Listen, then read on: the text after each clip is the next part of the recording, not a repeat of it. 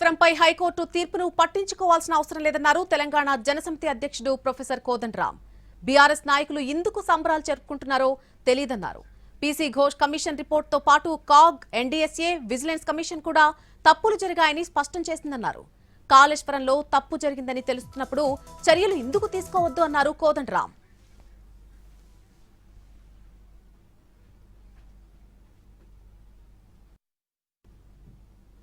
ఏమడ్డం రాదు కాబట్టి ఇవన్నీ కూడా చాలా స్పష్టంగా గమనించవలసింది ఏంటంటే ఇవాళ కాళేశ్వరం ప్రాజెక్టులో జరిగిన అవకతవకలపైన చర్యలు తీసుకోవటానికి ఈ తీర్పు ఆటంకం కాదు. ఇది నేను స్పష్టంగా చెప్పదలుచు. ఎవ్వరికి చెంపపెట్టు కాదండి. ఆ వచ్చినవి క్యాగ్ నివేదికని ఏమంటారు? తప్పులు జరిగినాయని క్యాగ్ నివేదిక స్పష్టంగా చెప్పింది. తర్వాత నేషనల్ డ్యామ్ సేఫ్టీ అథారిటీ తన ప్రిలిమినరీ నివేదికలో ప్రణాళికలో లోపాలున్నాయి, నిర్మాణం యొక్క ప్రమాణాలు పాటించలేదు, దాంట్లో లోపాలున్నాయని తీర్పు ఇచ్చిండ్రు.